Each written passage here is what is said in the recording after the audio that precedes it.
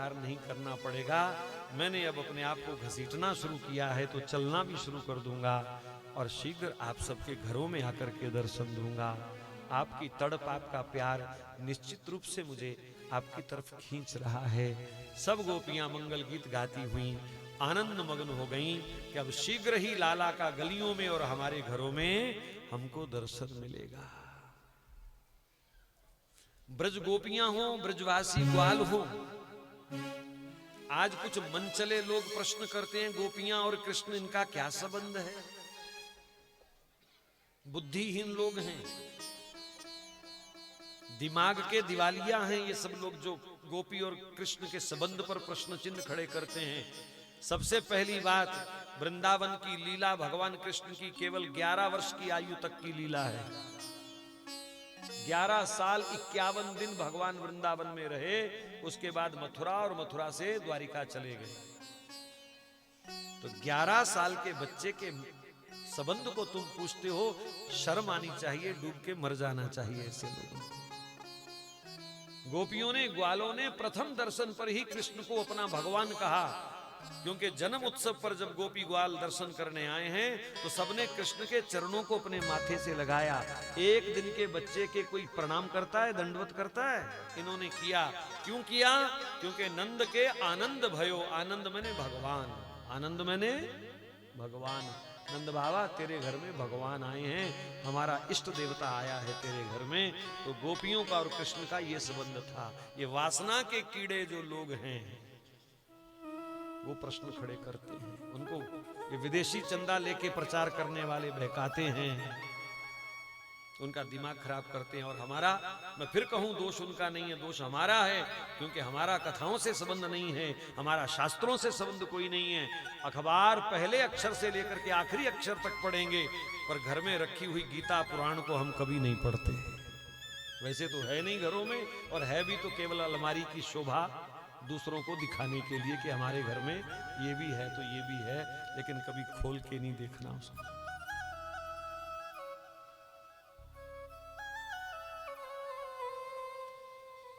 तो भगवान श्री कृष्ण सब गोपियों को मानो आश्वासन दे रहे हैं, बहुत जल्दी आपके घरों में आऊंगा। सब गोपियां गली गली में लड्डू बांधती हैं, बधाई हो बधाई हो, आज श्री कृष्ण ने धरती पर चरण रखा है और शीघ्र ही वो हमारे आंगन में चरण रखेंगे। हम अपने हाथों से उनको खिलाएंगे, उनको प्यार करेंगे, हमारा जीवन सफल हो जाएगा। एक दिन बड़ी सुंदर कथा सुना रहे हैं सुखदेव जी। एकदा भरकमादाय स्वांकम रोप्य भामिनी प्रश्नुतम पायामास स्तनम स्नेह परिप्लुता। मां अपने आंगन में बैठी बैठी अपना दूध कृष्ण को पिला रही है। आज कृष्ण ने ऐसी लीला करी, घंटों हो गए मां का दूध पीते, दूध नहीं छोड़ रहे। मां कहती है, लल्ला बस कर, इतना दूध पिएगा अपच हो जाएगी, पेट खराब हो जाएगा, उल्टी दस्त लग जाएंगे, मैं कहीं मायके थोड़ी जा रही हूं तुझे छोड़ के जो दोबारा दूध नहीं मिलेगा, फिर पी लेना। और पहले माताओं को प्रसन्नता होती थी बच्चों को अपना दूध पिलाने से। आजकल तो सेरेलैक का डिब्बा घोलते हैं अंडे वाला, पैदा होते ही बच्चे को राक्षसी खाना दिया जाता है और फिर बाद में कहती हैं, ए बाबा जी मुंडा मेरा ना कहना नहीं मंदा, कुछ भी बोलो गो भौंकदा है। पैदा होते बच्चे को तो आपने जानवर खिला दिए, अंडे खिला दिए, और अब वो कहती है कि भौंकता है और ज्यादा भौंकेगा अभी। तेरी गुत्त फड़ के ना त्रीड़िया फिर गल करी मेरे नाल, मेरा बुरा नहीं मानना माताओं। कम से कम जब तक संभव हो बच्चे को अपना दूध पिलाओ, और जिस दिन तुम्हें लगे कि अब मेरे दूध से इसकी तसल्ली नहीं हो रही, पेट नहीं भर रहा, उस दिन शुद्ध सात्विक अन्न जो है, दाल का पानी इत्यादि, बारीक रोटी इत्यादि, चावल बारीक करके, खीर इत्यादि ठाकुर जी को भोग लगा के उसको दो। अपने बच्चे के संस्कार देखना, उसकी अकल देखना कितनी निर्मल होती है, कितनी कमाल की होती है। अब जिसका पोषण ही जानवरों के अंडों से हो रहा है, वो बच्चे की बुद्धि जानवरों जैसी नहीं होगी तो कैसी होगी? जैसा खाओ अन्न वैसा बने मन। और बड़ा लोग अपने आप को ऊंचा दिखाते हैं जी, साडा बच्चा ते आमलेट खांदा, अंडे खांदा है, सिर सुहा खांदा है। ये क्या है, किधर जा रही हो तुम?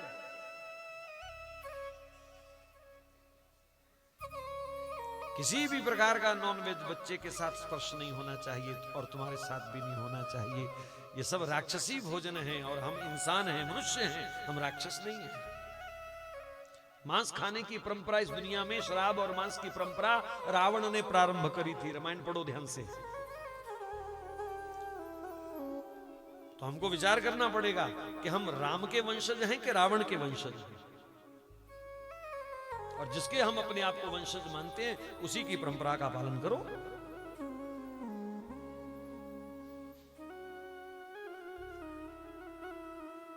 तो मां अपना दूध पिला रही है, 3-4 घंटे दूध पी लिया जी, फिर भी पेट नहीं भर रहा जी। मां हटाती है तो रोने लग जाते हैं जोर जोर से, और मां फिर पिलाती है, लेकिन मां रो पड़ी, हाय आज मेरे बच्चे के पेट में मरोड़ उठेंगे। इतना दूध पिया, इतना दूध पिया। रोते रोते मां का आंसू कृष्ण की गाल पर गिरा और एकदम भगवान को लगा मैं तो दूध का सुख ले रहा हूं, मां दुखी हो रही है, क्या किसी को दुख देकर के सुख लेना चाहिए? तो भगवान ने दूध पीना बंद कर दिया। मां की गोद में खेलने लगे। अब मां ने तो हाथ में रुमाल पकड़ रखा है, कपड़ा भी उल्टी मारेगा, बड़े ध्यान से देख रही है मुंह की तरफ, एक उल्टी उल्टी करे तो मैं साफ करूं झटपट, क्योंकि इतना दूध कोई बच्चा पी नहीं सकता जितना इसने पिया। हमारे ठाकुर जी ने उल्टी उल्टी तो कोई नहीं करी महाराज, अधिक खा के आलस्य आता है, सुस्ती आती है, तो ऐसे जम्भाई ली, मुंह खोला और मां की नजर गई तो मुख के भीतर छोटे बड़े हर प्रकार के जीव जंतु घूम रहे हैं। मां की चीख निकल गई, हाय इसने और तो कुछ खाया नहीं, कहीं गया नहीं, आया नहीं, मेरा ही दूध पिया है, ये सारे जीव जंतु क्या मेरे दूध में थे जो इसके मुंह में चले गए? ये क्या देख रही हूं मैं? मां तो घबरा गई बुरी तरह से और ऐसे आंखें फाड़ फाड़ करके आश्चर्य कर रही है, ये क्या हो गया, ये क्या हो गया? ये छोटे बड़े इतने जीव जंतु सब प्रकार के कैसे कृष्ण के मुंह में आ गए? परीक्षित ने भी पूछा गुरुजी से, सुखदेव जी से, कहा गुरुजी ये कौन सी लीला सुना रहे हो? भगवान ने अपने मुख में मैया को सब जीव जंतुओं का दर्शन क्यों कराया? तो सुखदेव जी कहते हैं मां को चिंता हो रही थी कि इतना दूध इसने पिया है, पचाएगा कैसे? तो मां की चिंता दूर करने के लिए भगवान ने ये सब नाटक किया कि मैया देख, तेरा दूध मैं अकेला नहीं पी रहा, विश्वम विभागी प्रयसो अस्य ना केवलो हम। जब तेरा दूध मैं पी रहा हूं तो उसका सारे विश्व के जीवों को भोग लग रहा है, हिस्सा पहुंच रहा है। सुखदेव जी कहते हैं भगवान को भोग लगता है तो सारी सृष्टि का भंडारा हो जाता है। बोलो भक्त वत्सल भगवान की जय। क्यों जी, है ना सस्ता काम? मैं कई बार कथाओं में पूछता हूं, तुम बहुत अमीर हो, मान लो कोई आदमी बहुत अमीर है, कितने लोगों का भंडारा कर लेगा? 1,00,000 2 लाख लोगों का कर लेगा, करोड़ लोगों को तो नहीं कर पाएगा, सारी दुनिया को तो नहीं कर पाएगा। पर 2 श्रद्धा प्रेम के लड्डू भी अगर आपने भगवान के सन्मुख रख दिए प्रेम से, तो सारी सृष्टि का भंडारा हो जाता है, क्योंकि सब भगवान में हैं और भगवान सब में हैं। भगवान को भोग लगता है तो सृष्टि तृप्त होती है। आप कभी जगन्नाथ जी गए? कौन कौन गए? हाथ खड़ा करो। चलो शुक्र है, मैं सोचा सब अमेरिका कनाडा वाले ही बैठे होंगे, चलो कुछ तो गए। जगन्नाथ जी में एक दिन में कभी 100 मन, कभी 200 मन, इतना इतना चावल भोग लगता है।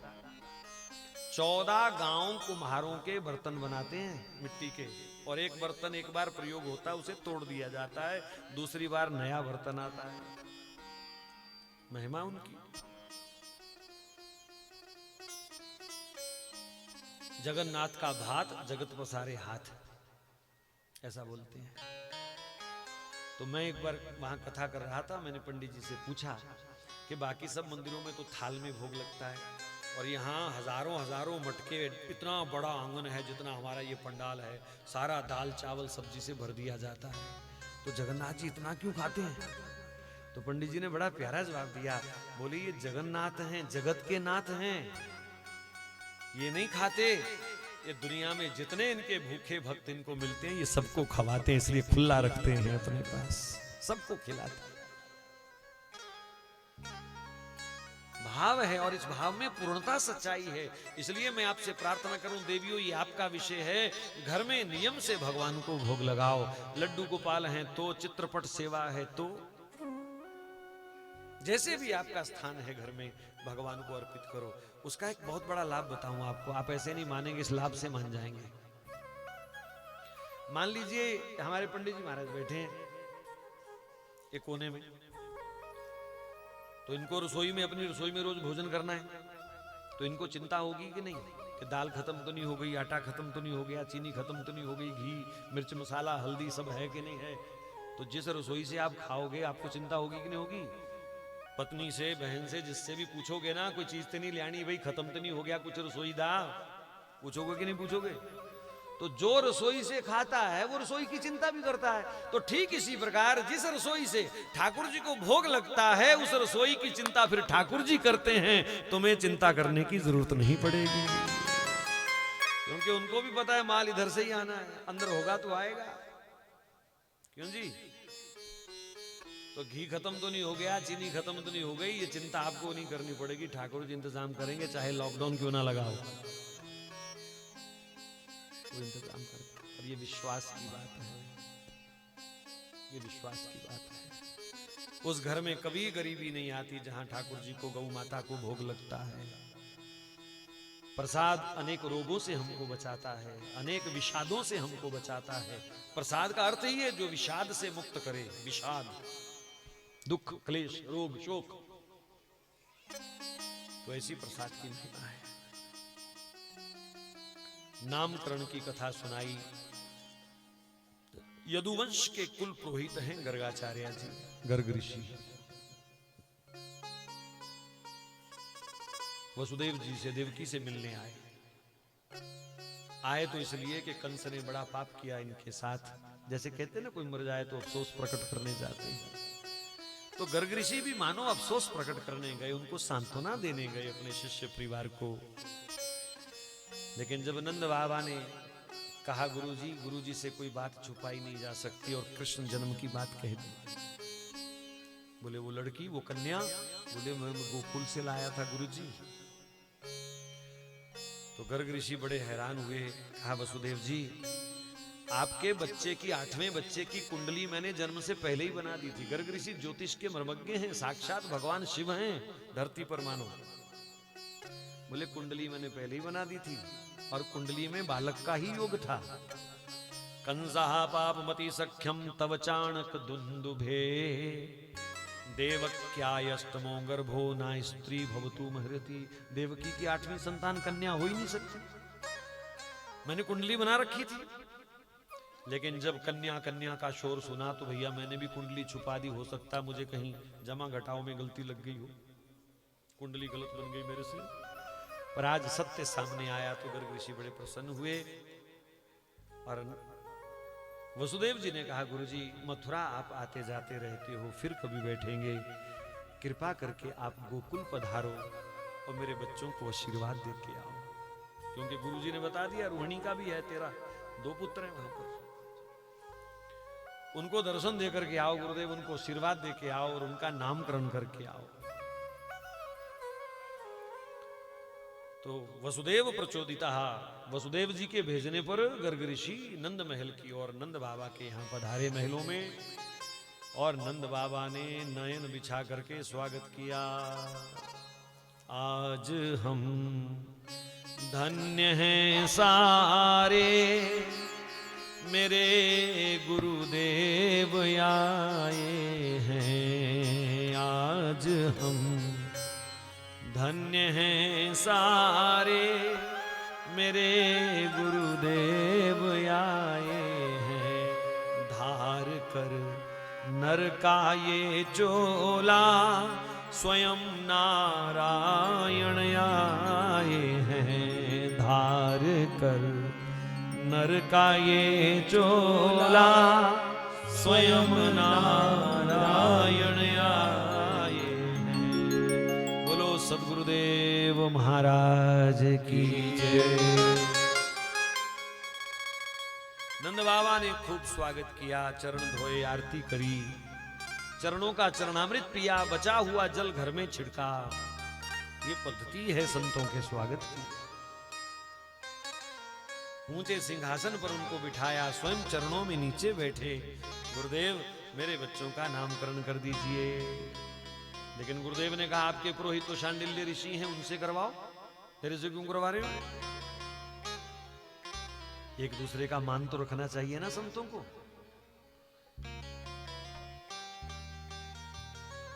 तो उन्होंने कहा गुरुदेव आप नामकरण करें, ये आदेश शांडिल्य ऋषि ने ही हमको दिया है। मैं तो आपको बुलाने ही वाला था, पर आप स्वयं कृपा करके पधार गए। इतनी देर में शांडिल्य ऋषि भी आ गए। नंद बाबा बहुत बड़ा उत्सव करना चाहते हैं।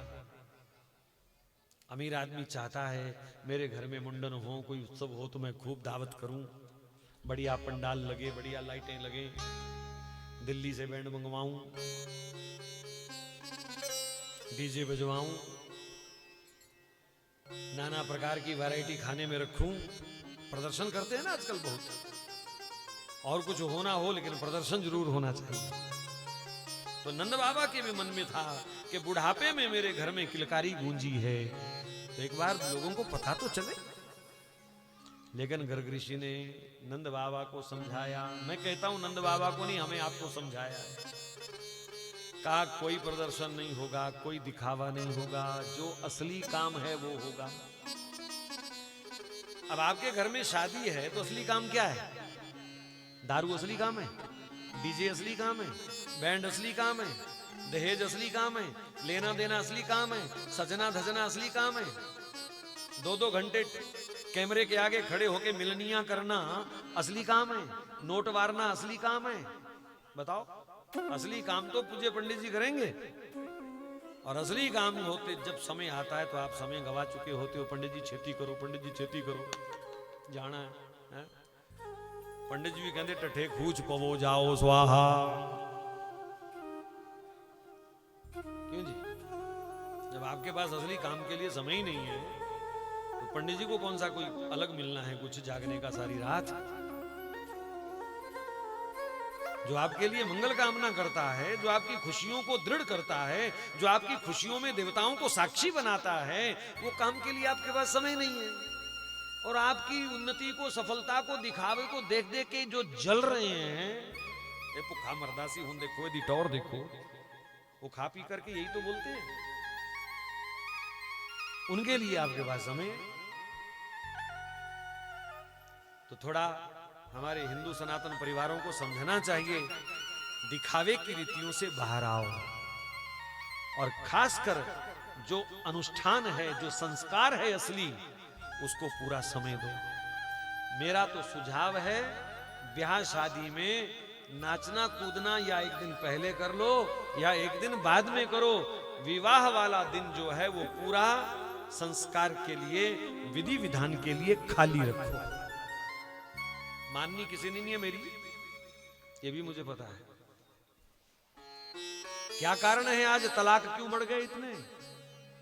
बेटियां क्यों घर में आ रही हैं वापिस? कोई एक बच्चा लेके आ रही है, कोई 2 बच्चे लेके आ रही है। क्यों नहीं बन रही? क्योंकि जिन्होंने संबंध बनाना है उस समय तो हम जल्दी में थे, दारू पिए लोग अगल बगल बैठे थे। तो जहां चारों ओर दारू पिए बैठे होंगे वहां देवता बैठेंगे आके संबंध कराने। ज्यादातर आपकी ब्याह शादी जिन स्थानों पर होती है वहां चारों ओर शराब होती है। आपने नहीं पी तो पहले वाला पी के गया होगा, हड्डियां बिखरी होती हैं, तो क्या देवता वहां विराजमान होगा कि? वो स्थान है ऐसी शुद्धि वाला? मेरे जैसे लोग कहते हैं छोड़ो जी, क्या जाना वहां पर, वो स्थान बढ़िया नहीं है, अशुद्ध है। तो क्या देवता आएंगे संबंध बनाने आपका वहां? इसलिए मेरी प्रार्थना है, जैसे सिख पंथ ने निर्णय लिया कि जो खाना पीना जब पैलेस में खाओ, टठे कूच खाओ, जिथे मर्जी खाओ, लेकिन जो आनंद कारज है वो गुरुद्वारे में होगा। तो क्या आप लोग ये नियम नहीं बना सकते कि ब्याह जो है वो मंदिर में होगा, वो गौशाला में होगा, नचना टपना जिथे मर्जी करो, जिथे मर्जी डिगो पी पी के, लेकिन जो असली काम है वो मंदिर में करो। मुझे खुशी होगी कोई व्यक्ति एक भी अगर शहर से ऐसा निर्णय लेता है और हमें सूचना देता है कि हमने कथा सुनी थी तो ये काम हम कर रहे हैं, हमें बहुत प्रसन्नता होगी, हमारी शुभकामना होगी उसके साथ। नंद बाबा ने कहा कोई दिखावा नहीं, कोई प्रदर्शन नहीं, गौशाला में नामकरण होगा, क्योंकि गोचर भूमि ही विश्व की सबसे पवित्र भूमि है, सबसे पवित्र तीर्थ है जहां गाय माता विचरण करती है। दोनों माताएं गौशाला में अपने बच्चों को लेकर के बैठी और मंत्रोच्चारण हुआ विधि विधान से। रोहिणी के पुत्र का नाम रोहिणेय, बलराम, संकर्षण, हलधर, जैसे जैसे गुण वैसे वैसे नाम। और जैसे ही यशोदा सामने आई, बालक के मुख पर जो कपड़ा दिया हुआ था वो हटाया, मुखमंडल पर गर्ग ऋषि की दृष्टि पड़ी तो एकदम देखते ही उनका ऐसे हो गया, मुंह खुला रह गया, आंख खुली रह गई और उनका श्वास भी रुक गया। योग में इसको त्राटक समाधि कहते हैं। जब परमानंद की स्थिति में कोई महापुरुष पहुंचता है, स्टिल हो गए, स्टिल, जैसे फोटो खींच दी हो किसी ने। सब घबरा गए कि आचार्य जी को क्या हो गया, कोई हाथ रगड़े, कोई पैर रगड़े, कोई जल के छींटे देवे। बड़ी देर बाद होश आई। यशोदानंद बाबा एकदम चिल्ला के पूछने लगे, बाबा क्या हो गया, गुरुजी क्या हो गया था आपको? कहा, नंद यशोदा, आपके लाला ने मेरा चित्त चुरा लिया।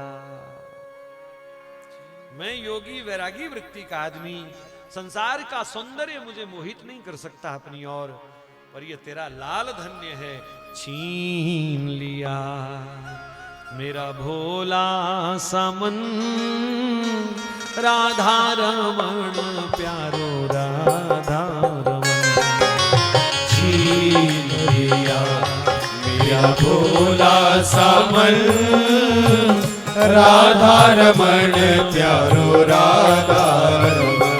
हाँ, छीन लिया मेरा भोला समन, राधा रमण प्यारो राधा रमण। छीन लिया मेरा भोला समन, राधा रमण प्यारो राधा रमण। जी राधा रमण प्यारो राधा रमण, राधा रमण प्यारो राधा रमण, राधा रमण प्यारो राधा रमण, राधा रमण प्यारो राधा रमण। जी राधा रमण प्यारो राधा रमण, राधा रमण प्यारो राधा रमण। जी छीन हाय हाय छीन लिया मेरा भोला समन, राधा रमण प्यारो राधा रमण। छीन लिया मेरा भोला समन, राधा रमण प्यारो राधा रमण।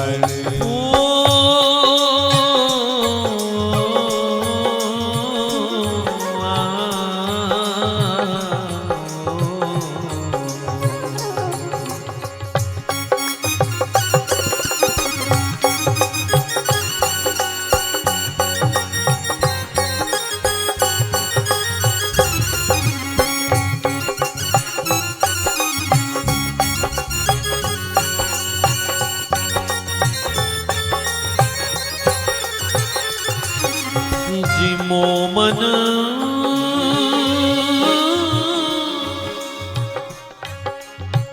मोमन गिरधर छवि पे अटक्यो, मोमन गिरधर छवि पे अटक्यो। ललित त्रिभंग चाल पे चल के, चिबुक चारु गड़ी ठठ क्यों, हाँ सजल श्याम घन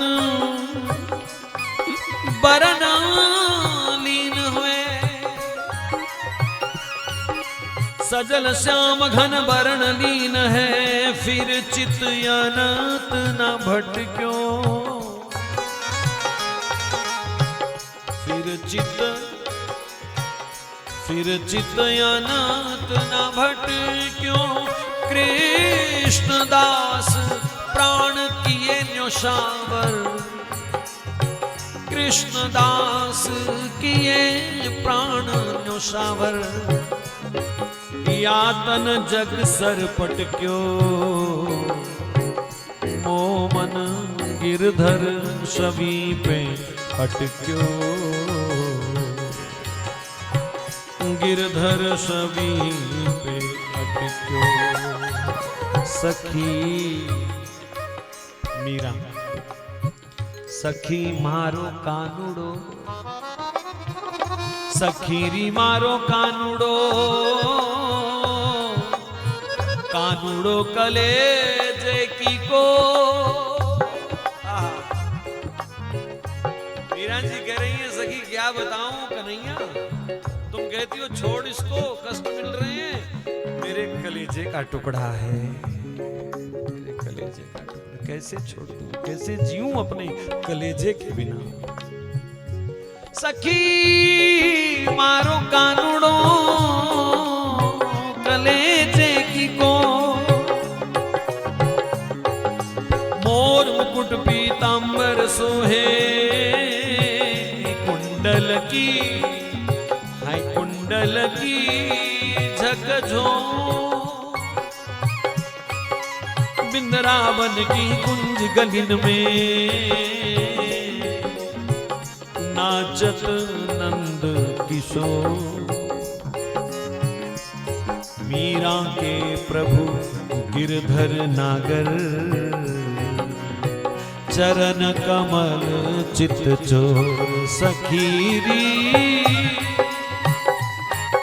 सखीरी मारो मारो कानुड़ो, कानुड़ो कलेजे की को, कलेजे की कोर छीन लिया मेरा भोला सामन। राधा रमण प्यारो राधा रमण छीन लिया मेरा भोला सामन। राधा रमण प्यारो राधा रमण छीन लिया मेरा भोला सामन। राधा रमण प्यारो राधा रमण छीन लिया मेरा भोला सामन। राधा रमण प्यारो राधा रमण। सखीरी मेरो सुंदर श्याम सलोना, सखीरी मेरो सुंदर श्याम सलोना, सखी मेरो सुंदर श्याम सलोना, सखीरी मेरो सुंदर श्याम सलोना, सखीरी मेरो सुंदर श्याम सलोना, सखीरी मेरो सुंदर श्याम सलोना, सखीरी मेरो सुंदर श्याम सलोना, सखीरी मेरो सुंदर श्याम सलोना। कोयन चिते बेहसी मुस्कान्यो, या की चितवन में कछुटोना। जब ते देखी ललित माधुरी, सब रस लगत यलोना। मन तो अब चित चोर पे अटक्यो, हाँ मन तो अब चित चोर पे अटक्यो। होनी होए जो होना, सखीरी मेरो सुंदर श्याम सलोना, सखीरी मेरो सुंदर श्याम सलोना, सखीरी मेरो सुंदर श्याम सलोना, सखीरी मेरो सुंदर श्याम सलोना। छीन लिया मेरा भोला सामन।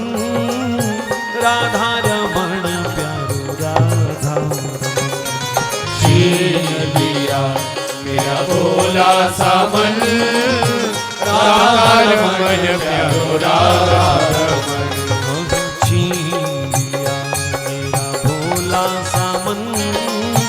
राधा रमण प्यारो राधा रमण छीन लिया मेरा भोला सामन। प्रेम से सब गाइए। प्यारो राधा रमण, राधा रमण प्यारो राधा रमण, राधा रमण प्यारो राधा रमण, राधा रमण प्यारो राधा रमण, राधा रमण प्यारो राधा रमण, राधा रमण प्यारो राधा रमण, राधा रमण प्यारो राधा रमण, राधा रमण प्यारो राधा रमण,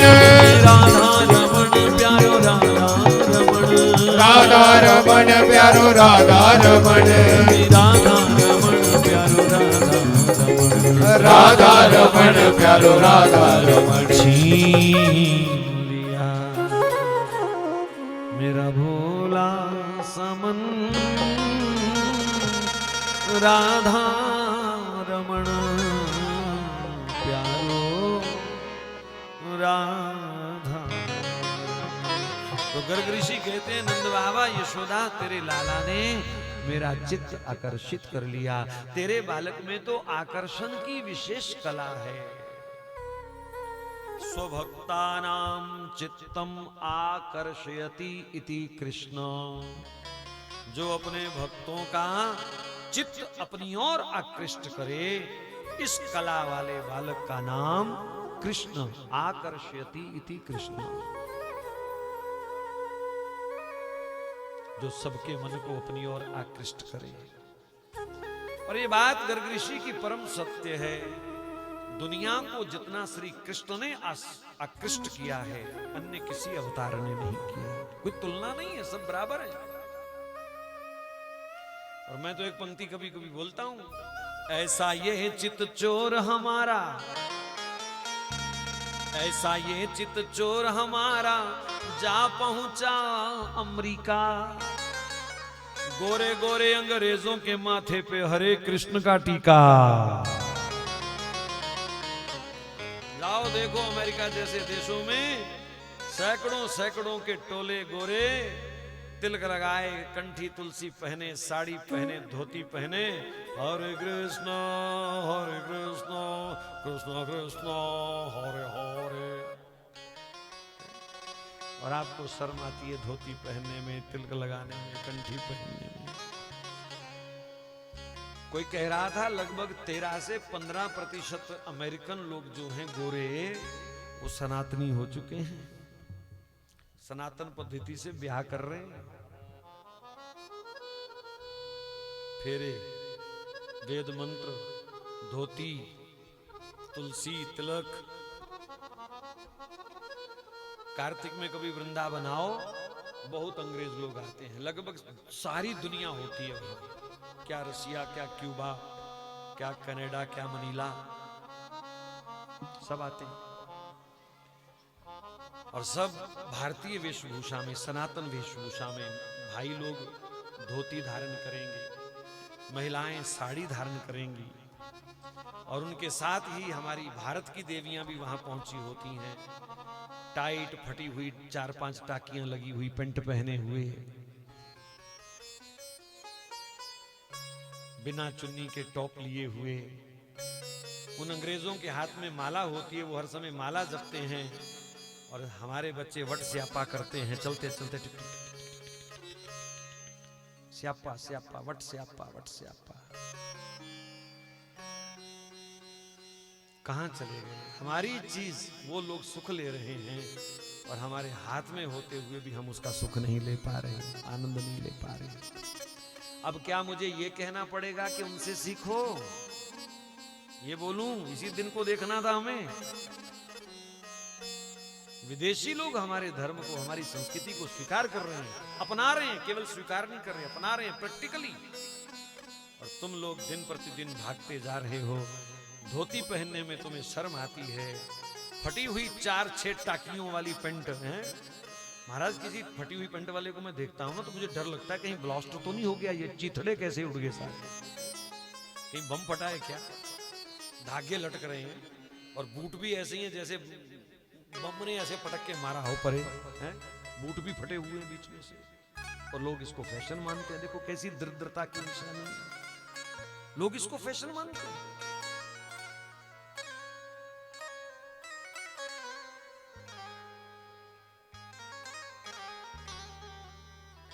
तो आकर्ष्यति इति कृष्णा, और कहा ये जैसी जैसी लीलाएं करेंगे वैसे वैसे इनके नाम होंगे। गर्गाचार्य जी विदा लेते हैं, मथुरा नहीं गए। कंस को पता चल जाएगा, पूछेगा वहां क्यों गए थे, बच्चे उनके थे तो आप नामकरण करने क्यों गए, उसको संदेह हो जाएगा। बरसाना गए, वृषभानु बाबा ने, कीर्ति मैया ने बड़ा स्वागत किया। उनके भी एक लड़का एक लड़की बेटा बेटी हैं, उनका भी नामकरण रखा। बालक का नाम सुदाम गोप रखा। और लाली को जब चरणों का प्रथम दर्शन किया तो आनंद के सिंधु में गर्ग ऋषि डूब गए। और आनंद के गहरे सिंधु में डूबे हुए गर्ग ऋषि के मुख से एक त्रिभुवन पावन शब्द निकला, राधा राधा राधा राधा राधा। राधा रानी सरकार की जय। राधा नाम की मस्ती में लगभग 6 महीना गर्ग ऋषि बरसाने की लता पता में लोटपोट होते रहे। उन्हें तन की सुध ना रही। ऐसा पवित्र, ऐसा आनंद देने वाला, सराबोर करने वाला ये राधा नाम है। मैं वृंदावन के उपासकों को, रसिकों को कहूंगा कि खूब राधा नाम का आश्रय लीजिए। श्याम सुंदर तो आगे पीछे डोलते हैं जो राधा नाम गाता है। रा बोलते हो ना, रा, तो श्याम सुंदर कहीं भी हो भाग चलते हैं, और धा बोलते वो छाती से लिपट जाते हैं। ऐसा सुख है राधा नाम का। जब धा होता है ना तो समझो ठाकुर जी चिपक गए आकर के। इतना प्रेम करते हैं वो राधा नाम गाने वाले से। श्री कृष्ण की ऊर्जा है राधा, कृष्ण की शक्ति है राधा, कृष्ण की प्रेरणा है राधा, कृष्ण का आनंद और आह्लाद है राधा। कृष्ण केवल शरीर है, उनकी आत्मा है श्री राधा।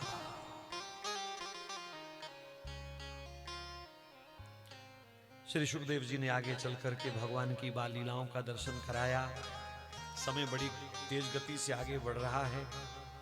मैं करूं क्या, पहली बार आपके शहर में आए ना, अभी तो 2-3 साल तो गांठें खोलने में लगते हैं। आपको सही बताऊं, 2-3 कथावां चते गट्ठाई खुल दी हैं मसी मसी, बड़ी मुश्किल नाल। फिर कभी जाकर के थोड़ा प्लेटफार्म तैयार होता है। क्योंकि जो मैं स्थिति देख रहा हूं, हर शहर की बात है, आप ही के शहर की बात नहीं। हमें सनातन धर्म के मूल का ही नहीं पता कि सनातन का अर्थ क्या है। हिंदू कहते किसे हैं, धर्म कहते किसे हैं, शिवलिंग का क्या अर्थ है, मंदिरों का क्या अर्थ है, मूर्तियों का क्या अर्थ है, पूजा का क्या अर्थ है। आज किसी देवता ने बड़ी कृपा करी, अंदर वेदी बनी हुई है ना, पूजा होती है वहां पर। उन्होंने देवताओं को इकट्ठा मुट्ठा कर दिया, लपेट के रख दिया उधर। ये पता नहीं क्या खलारा जया पाया थे, उनको पता ही नहीं कि ये है क्या। वेदी समेट दी महाराज सारी, 3-4 चौकियां, बोले जगह खाली करो। तो लगा कि हम कितने अनजान हैं अपने धर्म से, कितने अनजान हैं। और ये सब जानकारी केवल सत्संग के माध्यम से, शास्त्रों के माध्यम से, कथाओं के माध्यम से होनी चाहिए। मेरी प्रार्थना है किसी ना किसी विद्वान को साल में 1-2 बार शहर में जरूर बुलाया करो। मैं नहीं कहता कि मैं ही आऊं, आपका जो मन हो, लेकिन कोई विद्वान हो जो आपकी गांठें, ग्रंथियां खोल सके, जो आपकी नई पीढ़ी को आपके धर्म का वैज्ञानिक दृष्टिकोण समझा सके। नहीं तो सब हाथ से निकल जाएंगे, सब हाथ से निकल जाएंगे। आधे से ज्यादा निकल चुके हैं। भगवान श्री कृष्ण की बाल लीलाओं का वर्णन है। दोनों भैया घुटनों घुटनों आंगन में चलते हैं।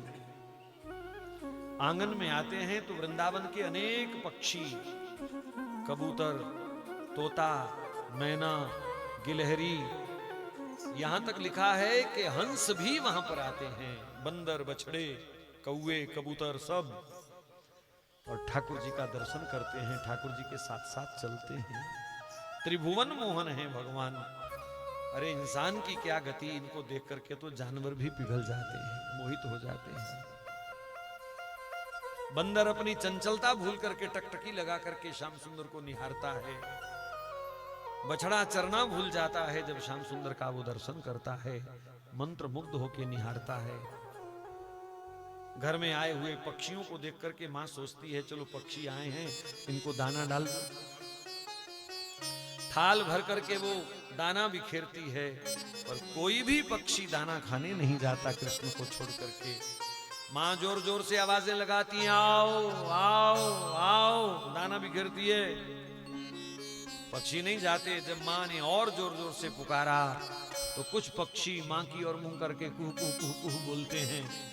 अब मां तो नहीं समझी ये क्या कह रहे हैं, पर सुखदेव जी समझ गए। वो पक्षी कह रहे थे, मैया दाना नहीं, तेरा दाना नहीं, तेरा कान्हा चाहिए, कान्हा। तेरा दाना नहीं, तेरा कान्हा चाहिए। और हमारे लोगों की क्या स्थिति है, अभी मैं यहां से बोल दूं कि लंगर चालू हो गया है तो आधे से ज्यादा लोग उठ जाएंगे कथा से। तू रख अपना कान्हा अपने कोल, अपन ते दाना पानी चुगिए जाके। क्यों जी, उठोगे कि नहीं उठोगे? वो कह रहे हैं बोलते सही, एक बारी लंगर खुल गया है फिर दसांगे।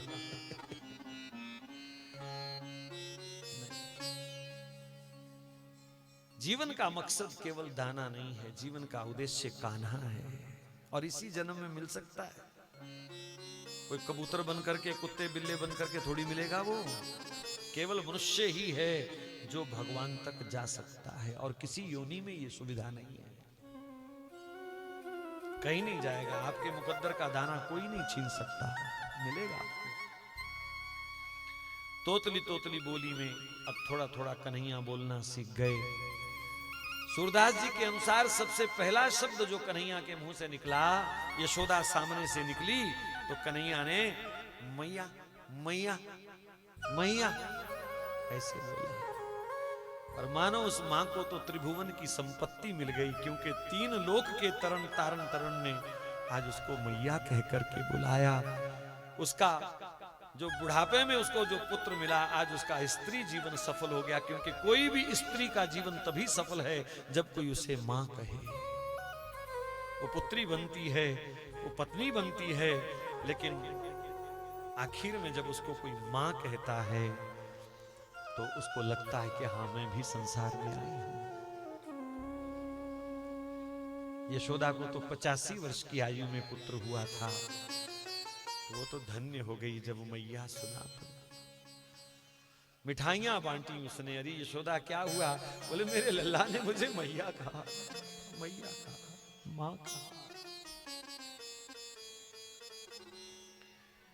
अब तो कन्हैया की तोतली तोतली बातें शुरू हो गई, और ब्रजगोपियां, ब्रजग्वाल तो सारा दिन कृष्ण की बातें सुनने के लिए इकट्ठे रहते, वहां आ जाते, कृष्ण को छेड़ते, उकसाते, ताकि कृष्ण तो कुछ बोले ऐसे, तोतली तोतली बातें बोले। मां खाने पीने को बहुत कुछ देती है, पर इनको माखन अति प्रिय है। इनकी दृष्टि सदा माखन पर रहती है, ऐसे ऐसे इशारे करते हैं, माखन माखन माखन। मैया माखन भी खूब खिलाती हैं, लेकिन धीरे धीरे इनकी स्थिति क्या हो गई, वो बोलते हैं ना, बेसब्रे हो गए माखन के लिए, रहा नहीं जाता माखन देख करके। एक दिन सुबह सुबह मैया घर के काम से कहीं बाहर चल गई, लालजी सो रहे थे। मैया ने सोचा अभी सो रहा है, मां समझ जाती है बच्चा कितने बजे तक जगेगा, कितनी देर तक जगेगा, वो देख के बता देती है, समझदार मां है जो। मैं मां की बात कर रहा हूं, मम्मियों का मुझे नहीं पता, उनको पता चलता कि नहीं चलता। मां समझ जाती है कि कितनी देर में जगेगा बच्चा, अब इसको क्या चाहिए। मां ने सोचा अभी हल्का हल्का हिल रहा है, 10-20 मिनट लेगा उठने में, तब तक मैं बाहर का काम कर आऊं।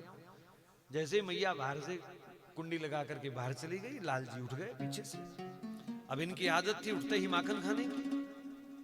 अब मैया दिखी नहीं चारों तरफ, तो माखन की तलाश में खुद निकल पड़े और पीछे कोठड़ी में जो मटकियां रखी थी दोनों हाथ मटके में दिए और निकाल निकाल करके माखन खाने लगे। इतने में मैया आ गई। पालने में कृष्ण नहीं है, दाएं बाएं देखा कृष्ण नहीं है, जोर जोर से पुकारने लगी, कृष्ण क्वासी, कहां हो कृष्ण, क्रोशी किम, क्या कर रहे हो। तो माखन खाते खाते ओह मैया आ गई, हाय पकड़े गए। और ऐसे पुकारते पुकारते मैया सिर पे खड़ी हो गई। ओ जनाब चोरी कर रहे हैं, अच्छा सब्र नहीं होती। सुबह सुबह इतनी भूख लग गई तेरे को, 2 मिनट नहीं इंतजार नहीं हुआ मां का। क्यों बे, माखन खा रहा था ना। अच्छा ये भारतीयों को ना एक आदत होती है, अब जब तुमने देख ही लिया माखन खा रहा है, हाथ भरे हैं, मुंह भरा है, फिर भी पूछ रही है माखन खा रहा है। ऐसे ही किसी के कमरे में घुस जाएंगे, देख लेंगे सोया हुआ है, अच्छा अच्छा सोते पे हो, चलो सो जाओ सो जाओ, उसको जगा देंगे, फिर कहेंगे चलो सो जाओ सो जाओ। देख लिया तो चुपचाप आ जा बाहर। अच्छा अच्छा सुत्ते पे हो, अच्छा अच्छा क्यों जी सुत्ते पे हो, चलो जी। उसको उठा देंगे और फिर नहीं कोई गल नहीं, मैं तो वैसे ही आया सी, सो जाओ तुसी, सो जाओ, उदा ही आया सी। तो कहना बह जा भरावा हुण, कोई रोटी खा रहा हो ना, अच्छा अच्छा रोटी खांदे पे हो, हम तेरे मुंह च पावे हो, फिर तेनू पता लगे। अब यही हाल यहां पर हुआ, देखो देख लिया है माखन खा रहा है। अच्छा माखन खा रहे हैं लाल जी। कृष्ण बोला नहीं हम माखन नहीं खा रहे, मैया हम माखन नहीं खा रहे। क्या कर रहे हो। तो क्या सुंदर वकालत करी महाराज वकील साहब ने, माता कंकण पद्म राग महसा पाणिर्मया तप्यते। माता ये जो पद्म राग की मणियों वाले सोने के कंगन तूने मुझे पहनाए हैं ना। बोले हाँ। बोले मैया ये धूप में बड़ी जल्दी गर्म हो जाते हैं, तू चली गई, मैं बाहर धूप में खेल रहा था, ये कंगन गर्म हो गए और मेरे हाथ जलने लग गए। बोले फिर, बोले कल ही किसी गोपी को मैंने कहते सुना था कि कुछ जल जाए तो माखन लगाना चाहिए, तो मैंने जलते हाथ दोनों मटके में दे दिए मैया। बोलो बाल कृष्ण भगवान की जय। मैया को तो क्रोध आया था, पर कृष्ण की बात सुन करके हंसी छूट गई। उठाया लाल, झूठ काहे को बोल रहे हो, तेरा ही तो है सब माखन। अब लाल जी को लगा कि मैया शांत हो गई, तो मान भी गए, हाँ मैया हम माखन खा रहे थे। ऐसी ऐसी लीलाएं। छोटा मोटा खिलौना इनको पसंद नहीं है। मैया चंद्र खिलौना लाई हो, चंद्र खिलौना, चांद लूंगा। मैया कहीं पूर्णिमा की रात को छत पे ले गई इसको, और चंद्रमा देखा, माँ ये क्या है। बोले चंदा। चंदा क्या होता है, बच्चों की आदत है ना पूछने की, चंदा क्या होता है। अब माँ ने सोचा इसको क्या बताऊं, चंदा ग्रह होता है, फिर कहेगा ग्रह क्या होता है, इसके फिर का कौन जवाब देगा। तो कोई ऐसी बात बताऊं कि इसको समझ आ जाए। तो मैया ने क्या कहा, कहा लल्ला ये ना आकाश में दूध का बहुत बड़ा एक सरोवर है, ये जो सफेद सफेद है। और जैसे ही दूध का सरोवर सुना तो एकदम मां की ठोड़ी पकड़ के पूछने लगे, तो मैया तब तो माखन भी बहुत होगा इसके पास। मां बेचारी कह बैठी दूध है तो माखन भी होगा।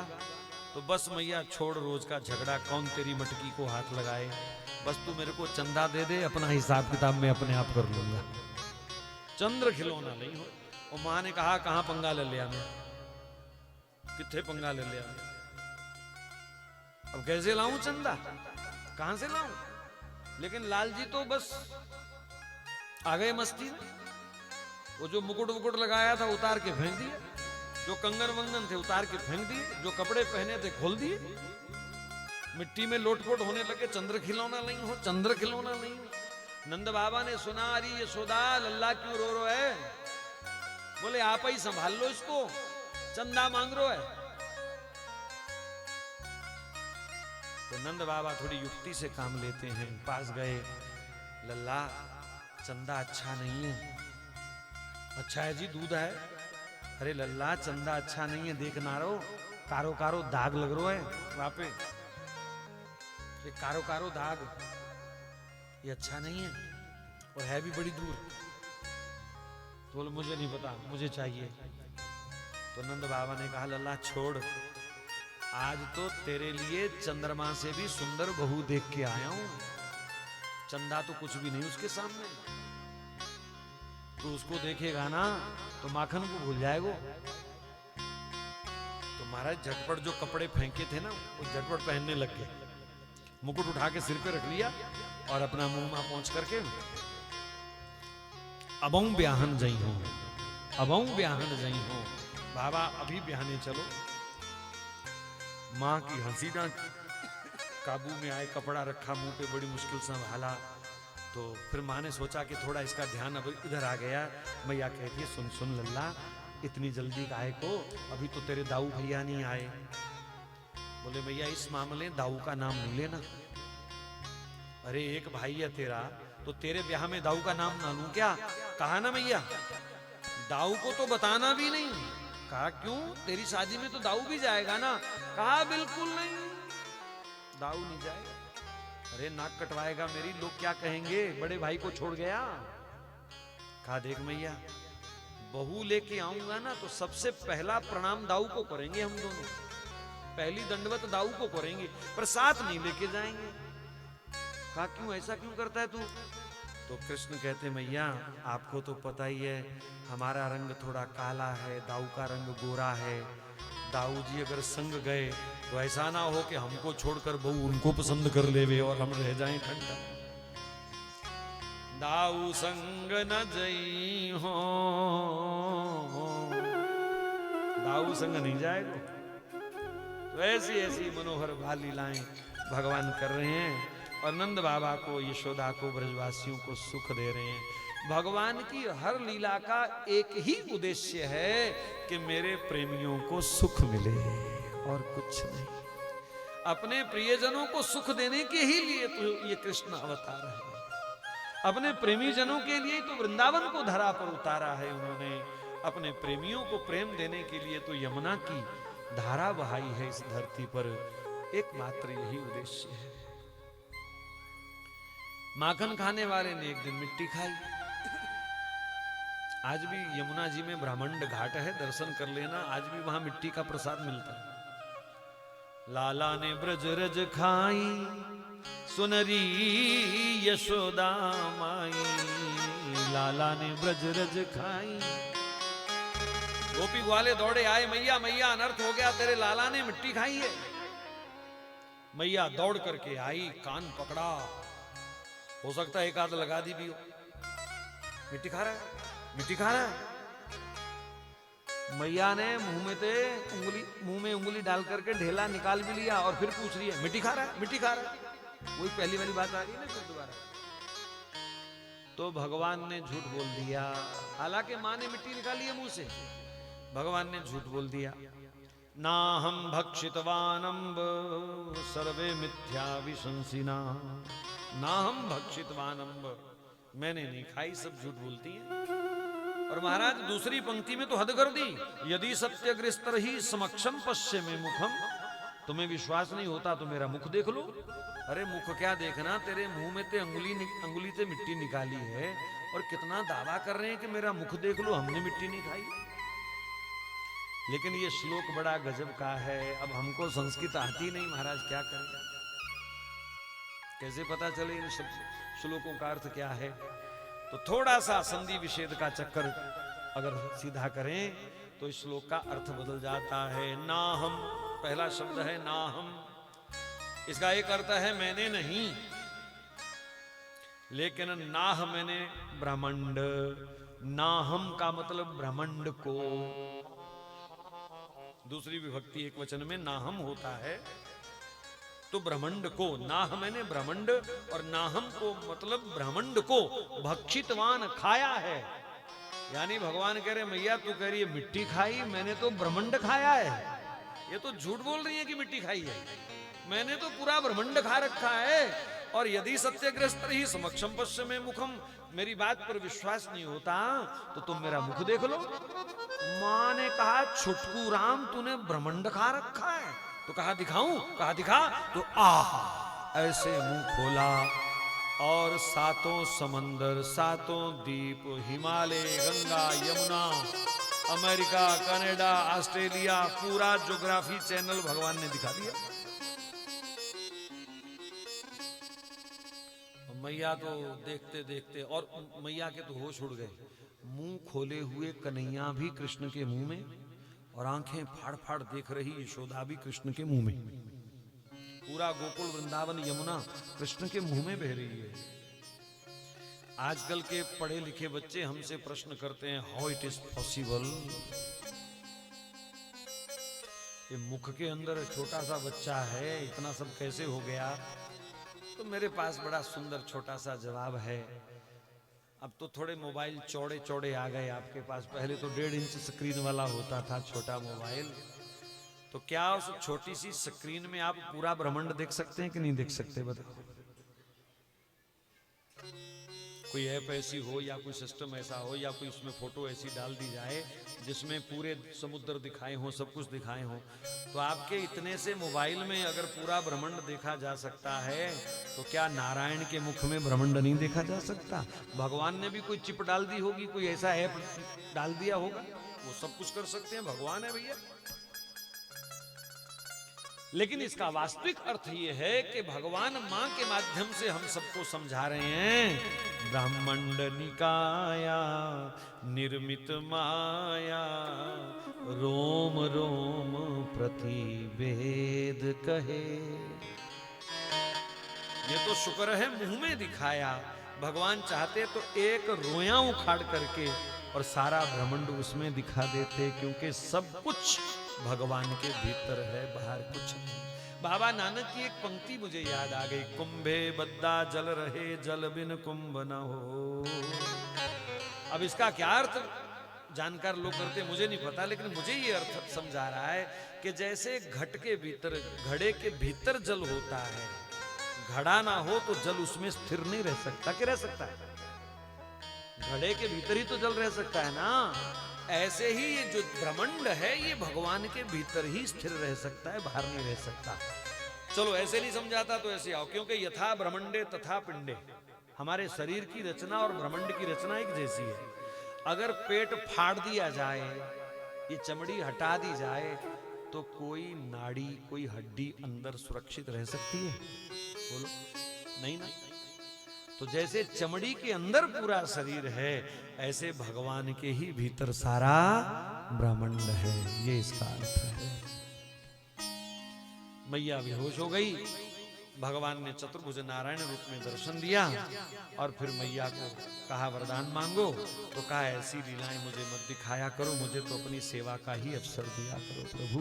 बोलो भक्तवत्सल भगवान की जय।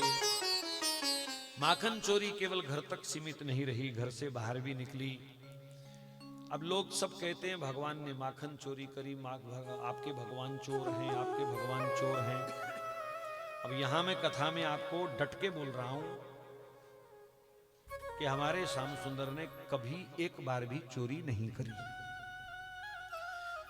आप पूछो कि फिर उसको माखन चोर क्यों कहते हैं, चोर चोर क्यों कहते हैं? चोर अग्रगण्यम, चोरी ही नहीं चोर अग्रगण्यम, चोरा दे सरदार। तो ध्यान से सुनो, मैया अपनी गोद में बिठा करके कन्हैया को माखन खिलाती है बड़े प्यार से, और अनेक गोपियां इस दृश्य को देखती हैं, कोई छुप के, कोई सामने से। तो वो गोपियां, ब्रज जुबती एक पाछे ठाड़ी, मन मन करती बातें, कबहू अपने ही घर में मैं देखूं माखन खाते।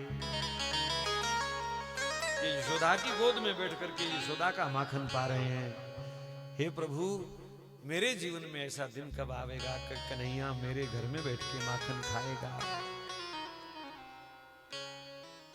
बैठे जाए मथनिया के ढिग, तब मैं रहूं छिपानी।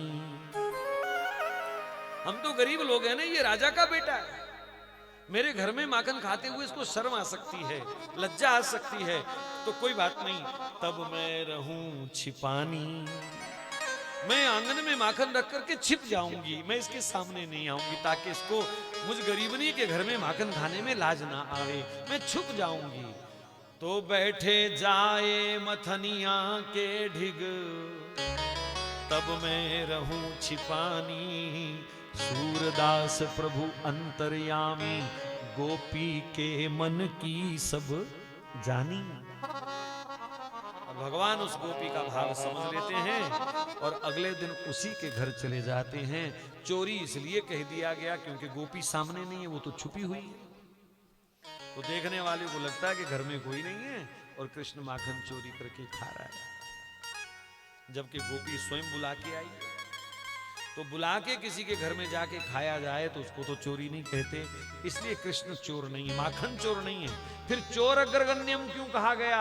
शास्त्रों में चोरों का भी सरदार है। तो अभी मैंने कहा कृष्ण चोर नहीं है, और अब मैं ही कह रहा हूं कृष्ण पक्के चोर हैं, पक्के पक्के वाले चोर हैं। तो आप पूछो जी कैसे, क्या चुरा लिया उन्होंने आपका? तो संत कहते हैं मेरे जन्म जन्म के पाप चुरा लिए उसने, मेरे अपराध चुरा लिए उसने। मैं जब उसके सामने गया तो उसने मेरी एक भी गलती नहीं देखी, उसने मुझे स्वीकार कर लिया। जन्म जन्मांतर कृत पाप चोर, वो पाप चोर है। उसने मेरे पाप चुरा लिए, मेरे दोष चुरा लिए, इसलिए चोर अग्रगण्यम शिरसा नमामि। उस चोरों के सरदार को मैं सिर झुका करके प्रणाम करता हूं, क्योंकि दुनिया में माल चुराने वाले बहुत हैं, आपका दोष चुराने वाला, पाप चुराने वाला केवल गोविंद है। आपकी गलतियों को चुरा के आपको स्वच्छ करने वाला केवल गोविंद है। क्यों जी, घर में कोई चोर आवे तो कचरा उठाएगा क्या? कूड़ा उठाएगा? नहीं उठाएगा ना। तो ये पाप तो कूड़ा है हमारे जीवन के, और इसको भी उठा के ले जाता है मेरा कृष्ण। मुझे शुद्ध कर देता है, मुझे पावन पवित्र कर देता है। इसलिए मेरा भगवान तो मेरे लिए चोर ही अच्छा है। बोलो माखन चोर भगवान की जय। और भी बहुत सारी बातें, समय आज्ञा नहीं देता भैया। दो घर में अर्जुन के पेड़ थे, मां ने एक दिन माखन चोरी पर उखल से बांध दिया, तो भगवान ने उखल घसीट करके दोनों पेड़ गिरा दिए। नारद जी के श्राप से कुबेर के दो पुत्र ही पेड़ बने हुए थे, दोनों प्रकट हुए और अपने पिता के घर वापस चले गए भगवान को प्रणाम करके। पेड़ों का गिरना ब्रजवासियों ने बड़ा अशुभ माना और कहा कोई ऐसी अदृश्य शक्ति है जो कृष्ण के पीछे पड़ी है, यहां कोई ना कोई दुर्घटना घटती रहती है। इसलिए नंद बाबा से कहा हम इस घर में नहीं रहेंगे, इस गांव में नहीं रहेंगे। महाराज कृष्ण के प्रति उनका प्रेम देखो, और प्रेम की पहचान है त्याग। अपने बने बनाए मकान छोड़ दिए उन्होंने, अपने खेत खलिहान छोड़ दिए, खेतों में जो फसल उगी थी वो भी छोड़ दी। का अभी आज ही कृष्ण को लेकर के चलो यहां से। यह है भगवान के प्रति प्रेम। आज महाराज लोगों ने मंदिरों की जमीनों पर कब्जा कर रखा है, गौ माता की गोचर भूमियों पर कब्जा कर रखा है, छोड़ते नहीं है। और धन्य है ये ब्रजवासी जिन्होंने भगवान के प्रेम में, भगवान के लिए अपने मकान छोड़ दिए, खेत छोड़ दिए, फसल छोड़ दी। जो ठेले में सकड़े में सामान आया अथवा कंधे पे जो लाद सके उठाया, जरूरत का सामान, रातों रात यमुना पार करके गोवर्धन मार्ग से वो पहाड़ के टीले पर पहुंच गए। कहा ये स्थान सुरक्षित है, टीले पर हम शिखर पर महल बनाएंगे कृष्ण का। और अगल बगल झुग्गी झोंपड़ी बना करके हम पहरेदार बन के बैठेंगे। आज भी नंदगांव ऐसा ही है। नंदगांव बसाया, उस पहाड़ी का नाम नंदगांव रखा, आज भी वही नाम है। भगवान शिव की कृपा से वो स्थान सुरक्षित है, कोई प्रेत भूत राक्षस उसमें प्रवेश नहीं कर सकता। 2 राक्षस आए थे, जैसे ही गांव की सीमा में आए कंस के राक्षस, दोनों पत्थर हो गए। आज भी वो दोनों पत्थर पड़े हुए हैं। आज भी यहीं शंकर भगवान दर्शन करने आए हैं बाल कृष्ण लाल का, और यहीं भगवान ने फिर धीरे धीरे लगभग 2.5-3 साल की अवस्था में बछड़े चराना प्रारंभ किया। बछड़े चराते चराते जैसे ही गांव की सीमा से थोड़ा बाहर निकले, कंस का भेजा हुआ बकासुर बगुला इतना बड़ा मुंह खोले बैठा था, भगवान ने उसको समाप्त कर दिया। अघासुर नाम का एक अजगर इतना बड़ा गुफा जैसा मुंह खोले बैठ गया। ग्वाले गुफा समझ करके आंख मिचौनी खेलते खेलते अजगर के मुंह में चले गए, और कृष्ण ने ध्यान लगाया, देखा तो वो भी कूद गए उसके पेट में। अजगर ने मुख बंद कर लिया, बड़ा खुश है, सब एक साथ मारे जाएंगे। पर भगवान ने अपना आकार बढ़ाया भीतर जाकर के, और अजगर का पेट शरीर सब फट गया और उसका अंत हो गया।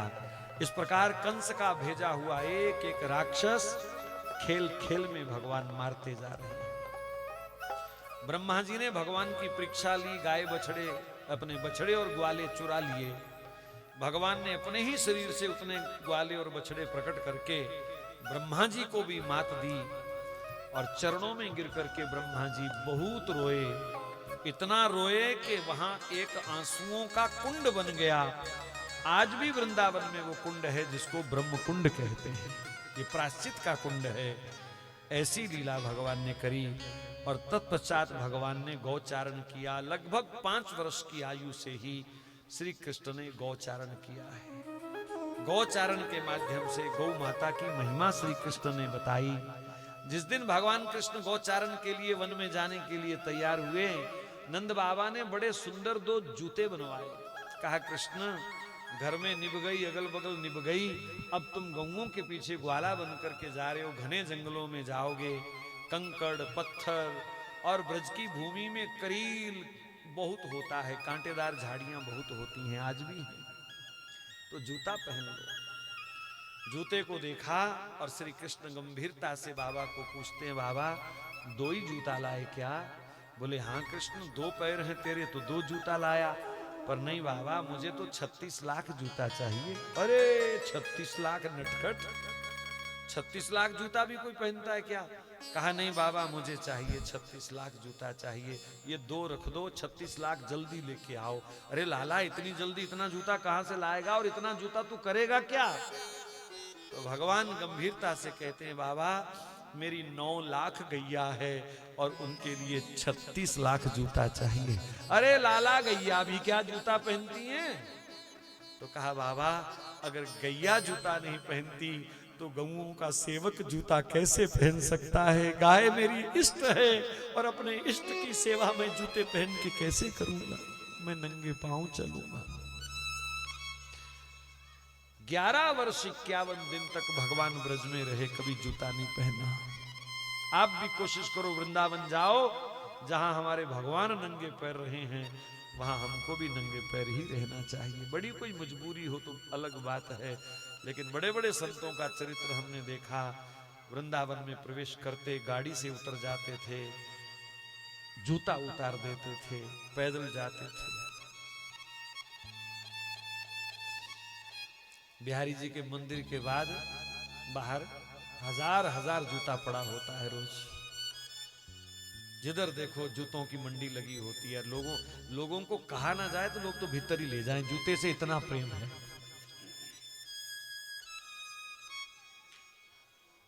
तो सावधान, भगवान ने गौचारण के बहाने गौ महिमा हमको समझाई है। वन वन में गाय चराते हैं, और श्री कृष्ण का गौ प्रेम देखो, अपनी जान की परवाह नहीं करी। पता चला यहाँ कालिया नाग रहता है, यमुना जी के जल को उसने विषैला किया है। गायें मर गई थी 2-4 उस दिन, और श्री कृष्ण ने उसी दिन संकल्प कर लिया कि 1000 फन वाले कालिया को यहां से खदेड़ दूंगा। और अगले ही दिन गेंद खेलने का बहाना किया, गेंद वहां गिरी, जान के गिराई और पीछे पीछे श्री कृष्ण भी कूद गए। अपने बंसी के प्रहार से भगवान ने कालिया का मान मर्दन किया। वो भी समझ गया कि मेरे फुंकारे के आगे तो बड़े बड़े लोग, चट्टाने आग लग जाती है, चट्टानों को पत्थर पिघल जाता है, ये कोई साधारण बालक नहीं जो मेरे फुंकारे सह रहा है। शरणागत हुआ, प्रभु क्षमा करना, मैं आपको पहचान नहीं पाया। भगवान ने कहा मेरी यमुना छोड़ दे, रमणदीप जा, नागों के लिए मैंने रमणदीप बनाया है। कहा वहां गरुड़ मुझे खा जाएगा। लंबी कथा है इसके पीछे। गरुड़ के भय से, यहां श्राप है, गरुड़ नहीं आता, तो मैं यहां छुपा हुआ हूं। भगवान ने कहा तेरी फन के ऊपर मैं नृत्य करूंगा, मेरे चरण चिन्ह छप जाएंगे और गरुड़ जब उन चिन्हों को देखेगा तो तुम्हें कुछ नहीं कहेगा। भगवान की छाप लग जाए तो गरुड़ तो छोड़ो, यमराज भी कुछ नहीं कह सकता, भगवान की छाप लग जाए। तो जब तक भगवान के चरणों की छाप नहीं लगती, ये तिलक भी भगवान की छाप है, ये कंठी माला भी भगवान की छाप है भैया। अगर ये भी तुम्हारे तन पर है तो मैं व्यासपीठ से कह रहा हूं, तुमको जीवन में यमदूत का, यमराज का दर्शन नहीं हो सकता, तुम सीधे भगवान के घर जाओगे। ये छाप उतना असर दिखाती है। ताली बजानी है, कौन सा करना है कुछ है? कल देखूंगा कितने लोग कंठी पहन के आते हैं, तुलसी पहन के आते हैं, या तिलक की छाप लगा के आते हैं, देख लूंगा। ये तो बाहर खड़े हैं बेचारे, जबरदस्ती मत्था पोंछ देते हैं, और मुझे पता है घर जाने से पहले पहले सब ऐसे करके जाते हैं। मंदिर में कहीं पंडित जी, मैं कई मंदिरों में रहता हूँ, कभी कभी कथाओं में मंदिरों में रुकता हूँ, पंडित जी तिलक लगा देवे ना, तो पहले तो कहे पंडित जी छोटा जा, छोटा जा, और प्रसाद लेके बाहर निकलेंगे तो वो छोटा जा भी, उसका भी संस्कार कर देते हैं। हाय कोई देख ना ले, टिक्का ला लिया, हिंदू हो गया। तो कालिया की फन पर भगवान ने नृत्य किया। आओ जरा आंखों में दृश्य बनाएं और ताली बजाते हुए भगवान के नृत्य का हम दर्शन करें। हो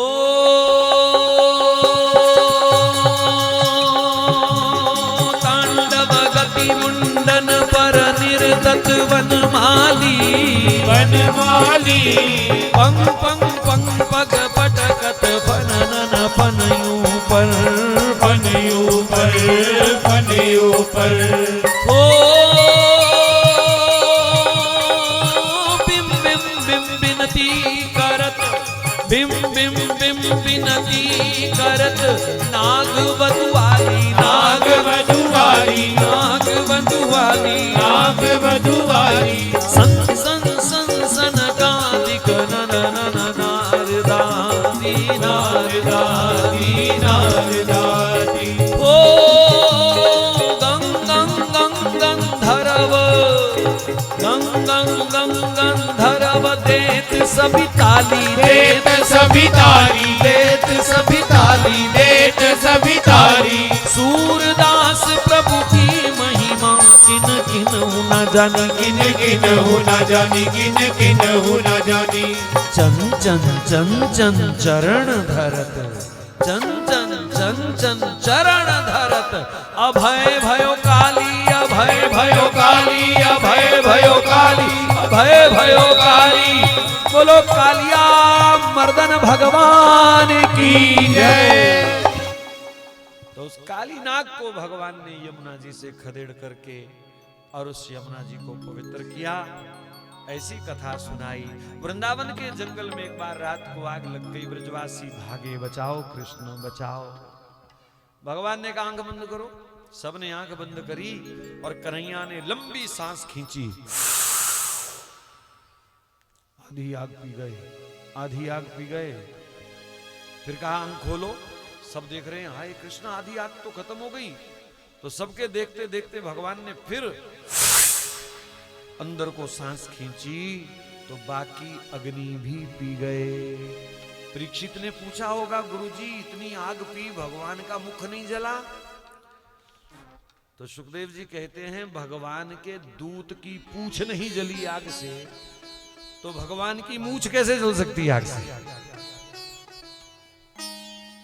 मुखाद अग्निर्जायत, अग्नि का जन्म कहां से हुआ? वेद कहता है भगवान के मुख से। तो जहां से उसका जन्म हुआ वहीं अग्नि वापिस जा रही है। बेटी बाप से मिल रही है तो जलन काहे की, आग काहे की? वो तो सुख का क्षण था। पर भगवान ने इस आग के द्वारा कालिया नाग के जहर से जो विष, घास इत्यादि विषैला हो चुका था, जो गौओं को, प्राणियों को कष्ट दे सकता था, इस आग के द्वारा भगवान ने वो जंगल की सफाई कर दी, उसको विष मुक्त कर दिया। भगवान की हर लीला में कोई ना कोई राज है बंधु। दावानल पान किया। तत्पश्चात वृंदावन की वर्षा ऋतु और शरद ऋतु का वर्णन सुखदेव जी ने किया है। श्री कृष्ण की वेणु माधुरी का गुणानुवाद किया। उनकी वंशी सुनकर के कैसे गाय बछड़े भी सुन्न हो जाते हैं, कैसे आकाश में उड़ते हुए बगुले भी स्थिर हो जाते हैं, कैसे उनकी वंशी ध्वन सुनकर के गरजते हुए मेघ वर्षा करने लग जाते हैं। ऐसा उनकी वंशी का जो वेणु गीत है वो यहाँ गाया। फिर चीरहरण की लीला सुनाई। इसका विस्तार पूर्वक वर्णन कल करूंगा चीरहरण का, लेकिन कथा क्या है सुन लो। गोपियां कार्तिक महीने कात्यायनी माता यानी दुर्गा मां का व्रत करती हैं और मांगती क्या है? नंद सुतम, ये जो नंद का लाला है, नंद गोप का जो लाला है, नंद गोप सुतम देवी पतिम में कुरुते नमः, ये हमें पति रूप में प्राप्त हो। अच्छा, हैरानी की बात क्या है कि प्रार्थना करने वाली में मां भी है, बेटी भी है, सास भी है, बहू भी है, सब कृष्ण को पति रूप में मांग रही हैं। तो यहां कहना पड़ेगा पति का अर्थ क्या होता है? हस्बैंड। पति का अर्थ क्या होता है? आपके बच्चों का बाप। पति का अर्थ पालयति इति पति, जो हमारा पालनहार है। तो आप अपने अपने हृदय पर हाथ रख के बताओ कि भगवान हमारे पालनहार हैं कि नहीं हैं? तो हम सबके पति हुए कि नहीं हुए? ये देवियों, तुम्हारी जिससे शादी हुई है राजी रहे, पर हमारी आत्मा के पति तो श्री कृष्ण हैं। पुरुषों के भी पति श्री कृष्ण हैं। इसलिए ठोक के कहो, बजा के कहो, मैं गिरधर की गिरधर मेरा, मेरे पति वही हैं, मेरे पालनहार वही हैं। तो सब गोपियां उनको पति रूप में चाहती हैं, लेकिन माया बाधा है। भगवान तो मिलने के लिए तैयार खड़े हैं, माया रुकावट है। तो भगवान ने नहाती हुई गोपियों के कपड़े चुराए। अब यहां कपड़े का अर्थ क्या है? माया। तो भगवान जिनको अपनाते हैं या जिनको अपनाना चाहते हैं, पहले उनकी माया का हरण करते हैं। तो चीर हरण का अर्थ क्या होता है सज्जनों? माया का हरण।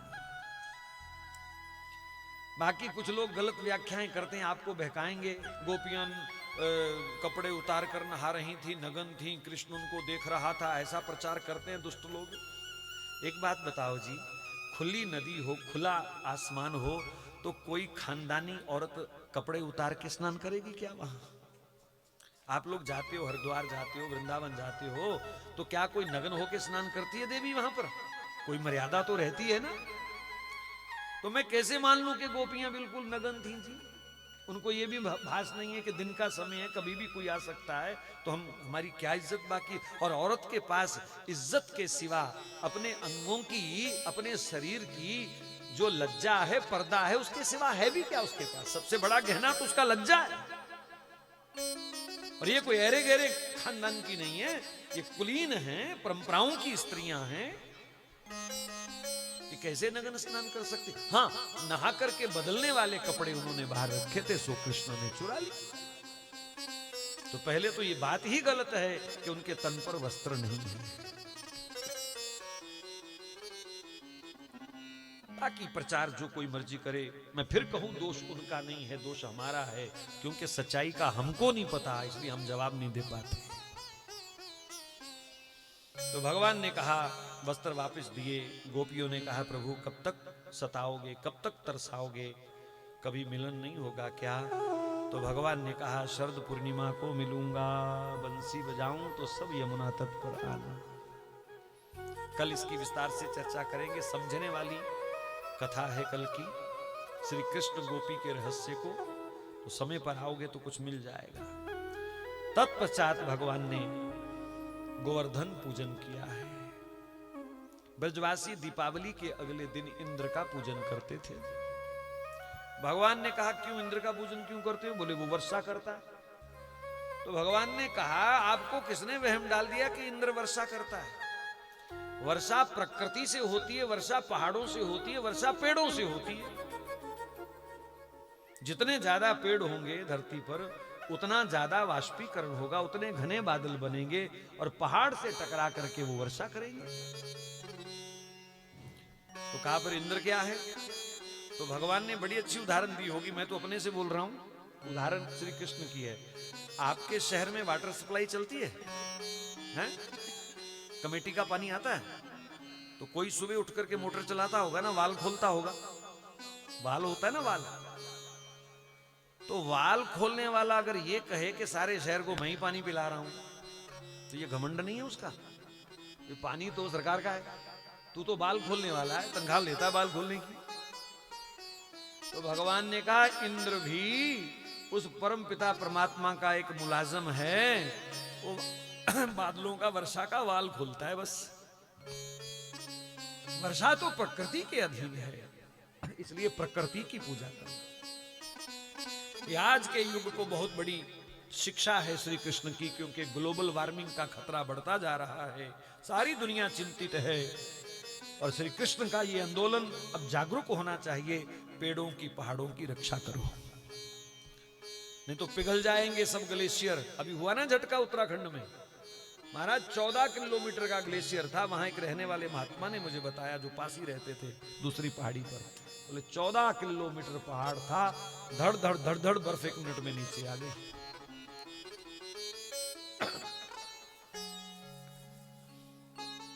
तो भगवान ने संसार को प्रकृति का पुजारी बनाने के लिए ये गिरिराज पूजन किया। कहा गोवर्धन की पूजा करो, जिस पर हमारी गैया चरती है, जिसके झरनों का जल पीती है, जो वर्षा को रोकता है, बादलों को रोकता है। शांडिल्य ऋषि ने कहा जो कृष्ण कहते हैं वही करो। तो उसी समय ब्रजवासी चल दिए। मैं तो गोवर्धन को जाऊं मेरी भी नाय माने मेरो मनुआ। मैं तो गोवर्धन को जाऊं मेरी वीर नया माने मेरो मनवा। नाय माने मेरो मनुआ बहनरी, नाय माने मेरो कनुआ। नहीं माने मेरो मनवा बहनरी, नहीं माने मेरो मनवा। मैं तो गोवर्धन को जाऊं मेरी वीर नाय माने मेरो मनवा। मैं तो गोवर्धन को जाऊं मेरी वीर नाय माने मेरो मनवा। आज कुछ लोग प्रसाद इत्यादि लाए हैं गोवर्धन पूजा के लिए, उन सबको बहुत बहुत शुभकामना। जो नहीं लाए उनको प्रसाद खाने की बहुत बहुत शुभकामना। और भंडारे का प्रसाद आज गिरिराज जी का प्रसाद समझ के ही सब पाना। ये पंडित जी हमारे कह रहे हैं कि आज महिला दिवस है, तो आज आरतियां महिला करेंगी, देवियां करेंगी, हैं? देवता नहीं करेंगे आज। देखो हमारे ये जो वोमेन डे बनाया अंग्रेजों ने बनाया, ये उल्लू क्या जाने वोमेन डे क्या होता है, महिला की संस्कृति क्या होती है। मेरे ऋषियों ने देवियों की पूजा के लिए 9 दिन के 2 नवरात्रे बनाए और 2 नवरात्रे गुप्त बनाए। ये मेरे ऋषियों का सम्मान है देवी को, महिला को।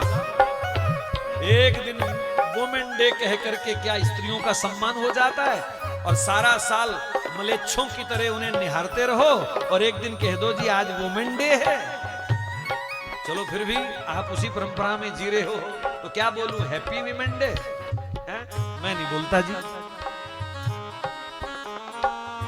मेरे भारत की परंपरा है 9 दिन लगातार साल में 2 बार नवरात्रे मना करके महिला जगत को सम्मान दिया जाता है, नारी शक्ति को सम्मान दिया जाता है। और इस देश का ऋषि कहता है यत्र नार्यस्तु पूज्यन्ते रमन्ते तत्र देवता। जहां नारी का सम्मान होता है वहीं देवताओं का वास होता है। जहां नारी का अपमान होता है वहां देवता भी कृपा नहीं करते। तो फिर भी बहुत बहुत शुभकामना। आज देवियां ही आरती उतारेंगी ठाकुर जी की, और बहुत बहुत शुभकामना। नाय माने मेरो मनुआ बहन री, नाय माने मेरो कनुआ, नाय माने मेरो मनवा बहन री, नाय माने मेरो मनवा।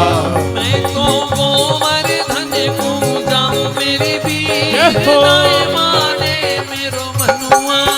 मैं तो गोवर्धन को जाऊं मेरी वीर, नाय माने मेरो मनवा।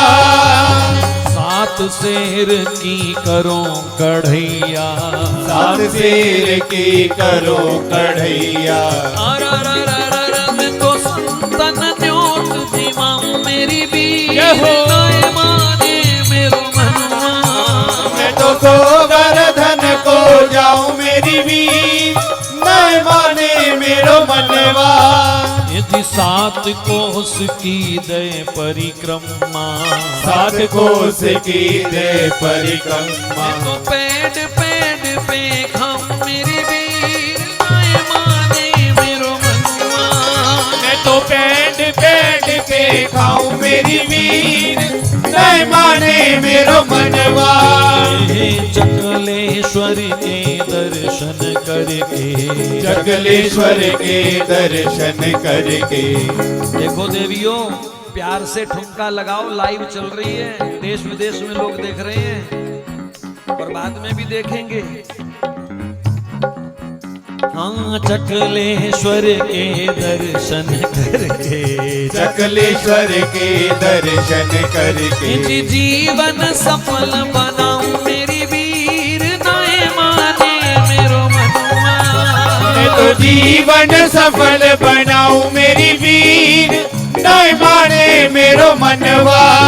श्री गोवर्धन महाराज, महाराज तेरे माथे मुकुट विराज रहो। श्री गोवर्धन महाराज, महाराज तेरे माथे मुकुट विराज रहो। तो पे पान चढ़े तो पे फूल चढ़े, तो पे पान चढ़े तो पे फूल चढ़े। चढ़े दूध की धार, जी धार तेरे माथे मुकुट विराज रहो। श्री गोवर्धन महाराज, महाराज तेरे माथे मुकुट विराज रहो। तेरे कानन कुंडल सोह रहे, तेरे कानन कुंडल सोह रहे। तेरे कान में कुंडल सोह रहे, तेरे कानन कुंडल सोह रहे।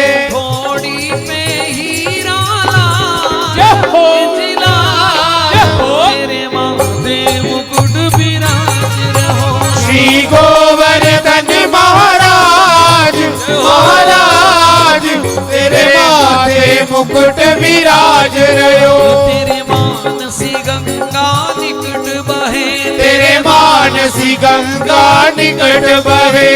में लोग करें स्नान, जहो, स्नान जहो तेरे माथे मुकुट विराज रहो। श्री गोवर्धन महाराज, महाराज तेरे माथे मुकुट विराज रहो। आओ एक बार सब खड़े होकर के गिरिराज जी की परिक्रमा का ध्यान करें।